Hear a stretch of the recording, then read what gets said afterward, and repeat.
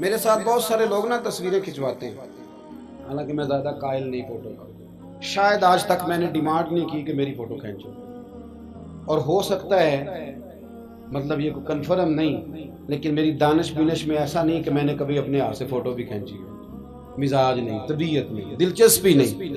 لیکن میرے گاؤں کا ایک موچی ہے، جوتے گانٹتا ہے، اس شخص نے 4 بیٹیاں بیائی ہیں جوتے گانٹ کے، اور میرے ابا جی بتایا کرتے تھے کہ جن دنوں نا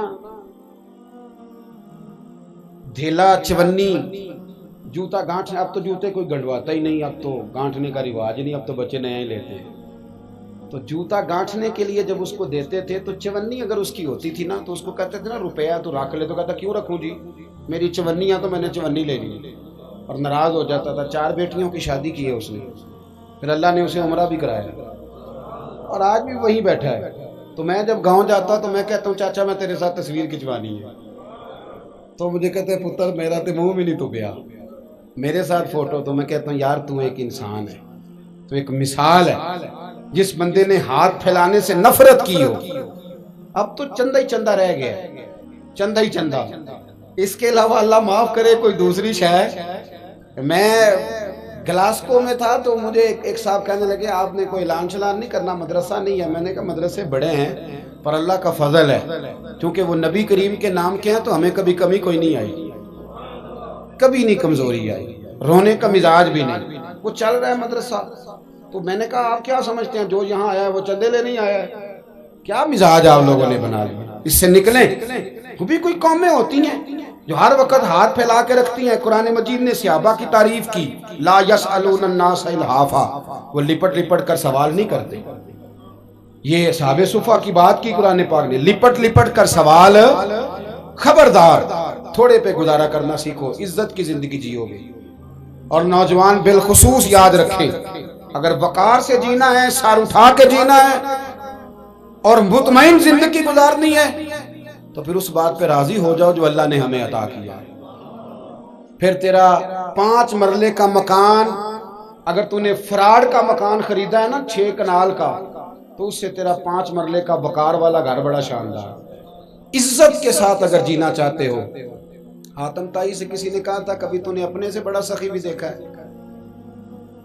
حاتم طائی کا نام ہے نا آج تک سخاوت میں، اپنے سے بڑا سخی بھی دیکھا ہے؟ اس نے کہا دیکھا ہے۔ کون سا؟ کہنے لگا میں نے ایک دفعہ اپنے سارے شہر کی دعوت پکائی تو میں چہرے پہ نقاب اوڑھ کے نکلا کہ پتہ کروں کوئی آدمی رہ تو نہیں گیا۔ تو جب میں جنگل میں گیا تو میں نے ایک بابے کو لکڑیاں کاٹتے دیکھا۔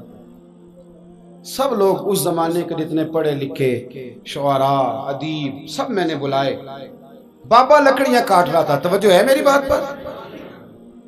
کہتے میں اس کے قریب گیا، چہرے پہ نقاب تھا، میں نے کہا بابا جی آپ کو نہیں پتا آج حاتم طائی کی دعوت ہے؟ کہنے لگا بیٹے پتہ ہے، تو میں نے کہا جانا نہیں؟ تو کہتے بابا نے عجیب جواب دیا، کہنے لگا مجھے نا اپنے ہاتھوں کی کمائی کا چسکا لگ گیا۔ کس کا چسکا؟ ہاں آج کل چسکا یہ ہے کہ کسی کو پارٹی کیسے ڈالنی ہے، کیسے مفت کی روٹی کھانی ہے۔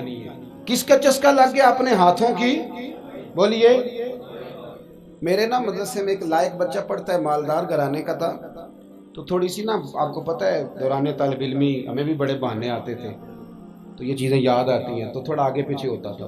مدرسے میں کام ہو رہا تھا تو میں اس کو کھڑکی میں لے کے کھڑا ہو گیا، میں نے کہا بیٹے ایک چیز تجھے دکھانی ہے، جب تیرے سامنے بھنا ہوا گوشت رکھا جاتا ہے تو نخرے کرتا ہے، ادھر بھی آ ایک نظارہ دیکھ۔ مزدور نہ سویرے 2 روٹیوں کے بیچ اچار رکھ کے لاتا ہے، اور جب وہ دوپہر کو کھانے لگتا ہے نا میرے بھائی تو وہ اچار اس کی روٹیوں کو بھی لگ جاتا ہے اور پونے کو بھی لگ جاتا ہے، لیکن جب دوپہر کا وقت ہوتا ہے تو مٹی سے لتھڑے ہوئے ہاتھ پہلے وہ جا کے ٹوٹی پہ دھوتا ہے، پھر وہ کیا کرتا ہے کہ وہ پانی کا پیالہ خود بھر کے رکھتا ہے، توجہ میری بات پہ رکھیں، پھر وہ زمین پہ بیٹھتا ہے اور جب وہ پونا کھولتا ہے نا، کبھی اسے کھاتے ہوئے دیکھو، یوں محسوس ہوتا ہے کہ دنیا کی ساری نعمتیں اس کے سامنے پڑی ہوئی ہیں، اور ٹیبل پر بیٹھ کر 22,000 کی روٹی کھانے والے اتنا شکر ادا نہیں کرتے جتنا وہ بندہ شکریہ ادا کرتا ہے۔ یا اللہ تیرا شکر ہے، یا اللہ تیرا شکر ہے۔ اور ان کو لفظ نہیں سیدھے پڑھنے آتے، ویسے بھی لفظ تاثیر سے بنتے ہیں تلفظ سے نہیں۔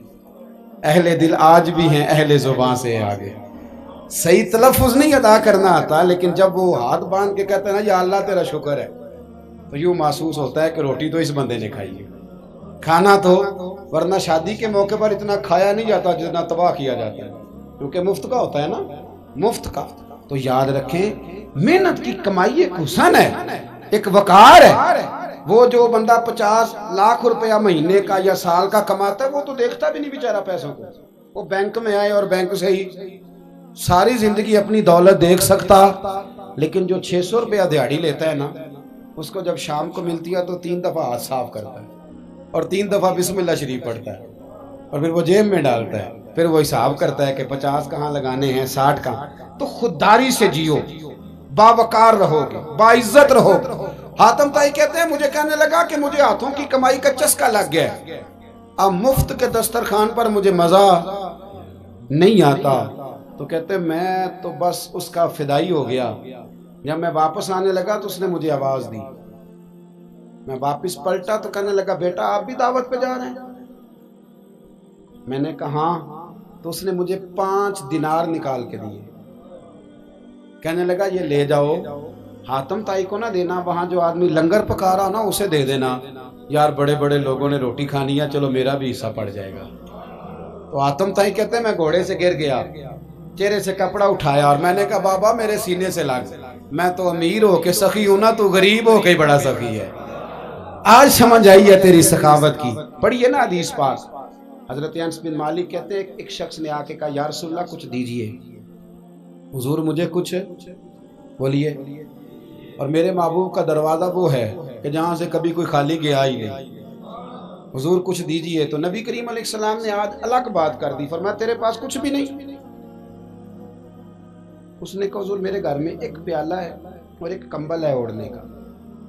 اتنا غریب کو بندہ اس وقت بیٹھے محفل میں جس کے گھر میں ایک ہی پیالہ ہو. جو چپ ہے ان کے بارے میں کیا نظریہ اختیار کرو؟ کوئی ایسا غریب جس کے گھر میں ایک ہی پیالہ ہو، صرف ایک ہی کمبل ہو. لیکن یہاں بیٹھے میرے سمیت ہر تیسرے بندے کو آپ پوچھ لیں کہ حالات کیا ہیں تو کہے گا دعا کرو. بڑی مشکل ہے. اتنا غریب کوئی بندہ موجود ہے، لیکن آپ کسی کو پوچھ لیں وہ کہے گا جی بس دعا کریں. کوئی ایسا پیر مل جائے جو مجھے اللہ دین کا چراغ دے دے تاکہ نوٹ کسی طریقے آ جائے.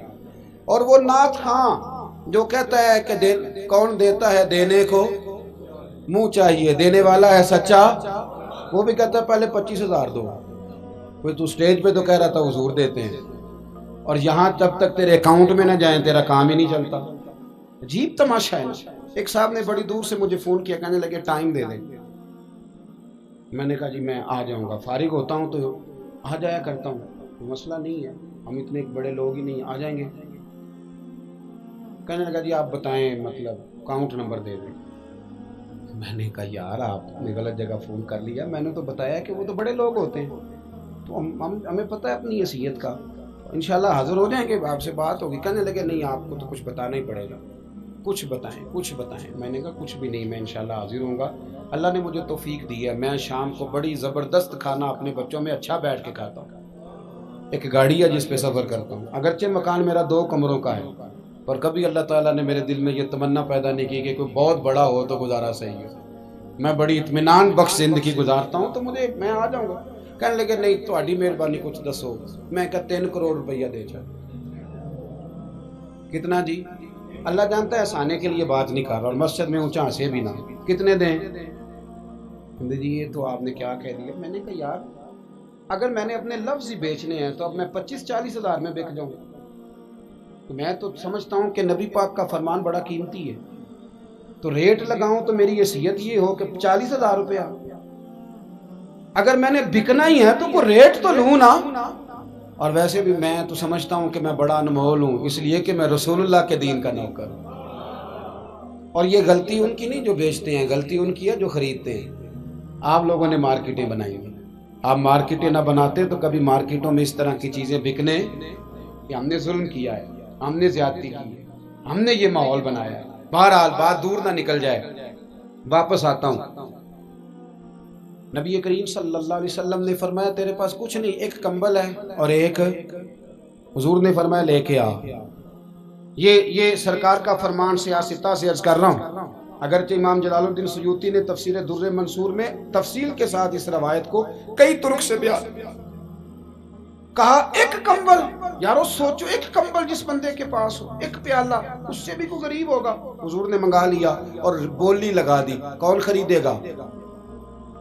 ایک شخص نے کہا 1 دینار، ایک نے کہا 2. حضور نے 2 دینار میں بیچ دیا. وہ بولا نہیں کہ حضور 2 ہی تو چیزیں تھی، وہ بھی بیچ دیا آپ نے. اللہ کے رسول نے فرمایا 1 دینار کا کھانا لے جاؤ اور 1 دینار کا کلاڑا خرید کے لاؤ. وہ لائے. حضرت انس کہتے ہیں بندہ بڑے نصیبوں والا تھا. وہ جب کلاڑا خرید کے لایا تو اس میں دستہ میرے نبی نے دستے مبارک سے لگایا. حضور نے دستہ لگایا اور فرمایا یہ لے جنگل میں جا. مسلمانوں، یہ میرے رسول اللہ کی تعلیم ہے. نوجوانوں غور کرو، اگر معاشرے کو سنوارنا ہے تو اس چیز پر محنت کرو. فرمایا یہ کلاڑا پکڑ، رسی پکڑ، جنگل میں جا، لکڑیاں کاٹ کے لا، کھا بھی اور کھلا بھی، پہن بھی اور پہنا بھی. جا. اور حضور نے فرمایا 15 دن مجھے نظر نہ آنا، جا کام کر، جا کے محنت کرنا ہے. اسلام کا شیوا ہے.